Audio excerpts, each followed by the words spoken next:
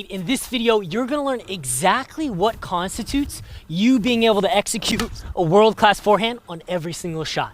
So if you've ever felt like you didn't know what to focus on, you didn't know how world-class forehand technique feels, or you've ever just wanted to know like what really constitutes world-class forehand technique, that's going to be unlocked and uncovered for you in this video, because we're going to cover my 5-stage forehand framework where you're going to learn and master the unit turn, the backswing, the two-part acceleration, the contact, and the follow-through. And along each phase of those shot, you're going to master and know when you should execute it, what constitutes executing at a world-class level, why you should do that, as well as how. Like, how does the unit turn feel? How does the backswing feel? How does that two-part acceleration feel to give you that massive spin and force on every single shot? So I'm so fired up, confident, and optimistic that you're gonna be able to master this. And by the way, as we're going through this video, if you feel at any moment overwhelmed, I got you, because in the drill videos, we're gonna be re-breaking down all these technical checkpoints again. So don't feel overwhelmed if we're covering a lot.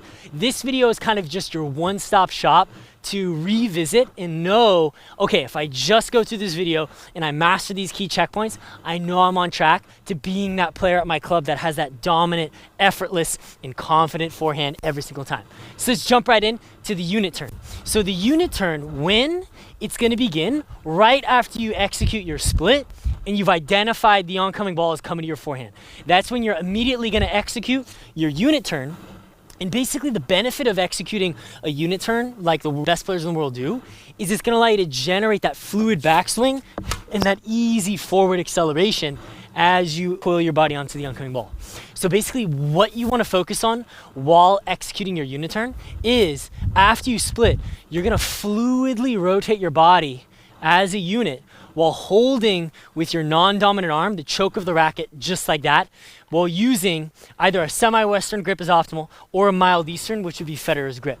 So from that position, you're gonna win right when you recognize the ball, execute that unit turn, and adjust to the ball. The key checkpoints to look for, I'll just give you 3 high-level checkpoints. Number 1, making sure that you get your trunk rotated at least 90 degrees. This is gonna allow you to generate a lot of fluid and easy power coming from your rotation by getting that 90-degree rotation. The second checkpoint to look for is that you want to be looking that the choke of your racket is held in your left hand and that it's about eye level, just like that. The third and final checkpoint to look for is you want to see that your right elbow is going to be bent at about a 90-degree angle, and also your right shoulder is going to be roughly in line with your right elbow. Now, for even more ultra advanced checkpoints, which we detail over 50, I'd highly encourage you to register for the transformation program, which you can do by clicking on this page, which is going to unlock access to the forehand transformation system, even more detailed, but this is already going to be enough for you to get those world-class fundamentals. So the whole goal of this unit turn, and the reason why we see every single top player achieving a virtually identical unit turn, is it allows you to generate, like I talked about before, not just a lot of fluidity with the right arm as you're executing your backswing, but it also allows you to rotate your body, which is going to allow you to unlock that massive, effortless force from your core going forward into the shot. Okay, so that's the high-level checkpoints to assess with your unit turn. Now let's dive into that backswing. So after you've executed your unit turn, right, you've split to the oncoming ball, you've adjusted, now we're gonna focus on the backswing. Now, personally for myself, this is the area of my game that I struggle with so much. I didn't understand the key checkpoints you're about to master, so my forehand always felt really tight, my forehand always felt really weak and tense, and I didn't know what muscles to use. So that all transformed for me when I learned this one key checkpoint of, after you finish your unit turn, number 1 is we wanna abduct our elbow back, and we want to extend our elbow straight out. So it's just that, just the elbow is going to go back and we're going to straighten our hand.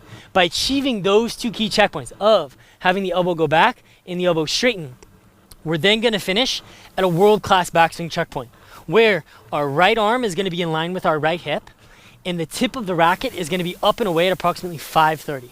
See, the benefit of achieving this specific checkpoint is now when you accelerate, you're going to be able to generate that massive, effortless racket flip where the racket's going to travel away from the body, into contact, and then internally rotate across just like that.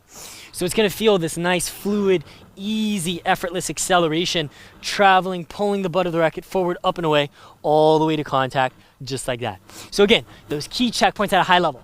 After you complete your unit turn, you're then just gonna fluidly abduct and straighten your arm and have that right arm lined up proximate to the right hip, racket tip up and away 530, and the left arm is gonna be stretched across the body, just like that, and you're gonna be in that coiled, loaded stance. So with the perfect backswing checkpoint that you just mastered, we're now gonna be in that perfect position to, from here, if I literally just start from this position, you'll see that I'm able to hit out with so much force and spin every single time.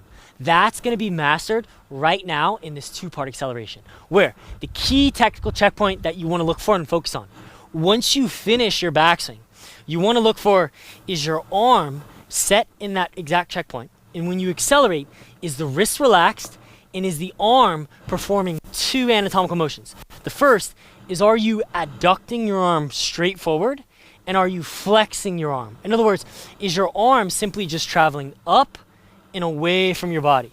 And see, what's really, really powerful is that by you just focusing on this one key acceleration checkpoint of pulling your arm up and away from your body while keeping a relaxed wrist, you're automatically going to tap into what's known as motion dependent effects, where basically what this means is because your wrist is relaxed and you're pulling up and away, if I grip the racket with just my index finger like that, watch what happens to the racket face as I accelerate. You'll see that the racket is automatically going to lag back, because what's happening is when the pros create those amazing, gorgeous looking racket flips, they're actually not trying to consciously, deliberately put their rack in that position, but rather, and this is the real breakthrough for me that allowed me to unlock my highest levels of performance, as well as all the players that I work with, is what's happening is the wrist is just staying relaxed and the bigger muscles of the pec and the shoulder are doing the forward acceleration going into the ball. So the key checkpoint for you to focus on is after you've mastered these key checkpoints, which you will in the drill videos, when you accelerate, keep that loose wrist and just accelerate from that shoulder. All of that is gonna create that deep stretch and shorten cycle, which essentially is like pulling a whip rubber band action, activating with your shoulders, which allows you to tap into that massive racket force every single time. All right, so that's the acceleration part one, is that arm is gonna be traveling away. Then the acceleration part two, because you're just pulling the arm on a straight line, notice how my arm is actually gonna travel away from my body and then back in towards the center of my body. This is because your shoulder is actually a ball and socket joint. So when I pull forward, in other words, if I perform adduction, it's naturally going to create that amazing arcing motion. And what this does is the first part of your forehand is gonna go away from the body. The second part, because you're just pulling straight, is actually gonna come in towards the center of your body. This in towards the center of your body acceleration is what creates that massive topspin, just like that. I wasn't trying to create all that topspin. I was just focused on accelerating my arm forward through contact. So the key checkpoint is, as you're accelerating, focus on keeping that loose wrist and committing you're all the way going through the shot and accelerating through. The more you tense up, the more you slow down your stroke, it's likely that you're actually gonna miss long because you're not gonna be tapping into that internal rotation of the shoulder accelerating. All right, so we've covered a lot already so far. We've got the two-part acceleration, we've got the backswing and the uniturn. Now let's jump into that perfect contact. So the key checkpoint to look for with your contact is when the arm travels forward, you wanna make sure that you're maintaining a very relaxed wrist and your contact is ending up where your wrist is actually gonna be in an extended position. So in other words, when you make contact, you wanna make sure that your wrist is actually, or your palm, is actually in line with the net. What that's gonna allow you to do is it's gonna allow you to generate the maximum amount of topspin and power, not from the wrist, but rather power coming from that entire shoulder joint going forward through the shot, just like that. So that's the first checkpoint to look for with your contact. Is your wrist in an extended position? The second checkpoint to look for is your racket actually parallel to the court surface? In other words, you wanna have your racket directly to the right of your hand if you're a righty, directly to the left if you're a lefty. What that's gonna allow you to do is actually generate the maximum amount of topspin going forward at contact. The third and final checkpoint is you wanna make sure that with your contact point, that your arm is gonna be oriented at approximately a 45-degree angle away from your body. Really common mistake that so many players make with their contact is they won't feel that they're really hitting the sweet spot consistently. And that's because predominantly what's happening is with their contact, their arm will be too bent in too close to their body like that. So in other words, they'll have to flex their wrists in order to get the ball across. So the key checkpoint is really emphasize and make sure following that backswing and acceleration that contact is going to be in front of the body at that 45-degree angle.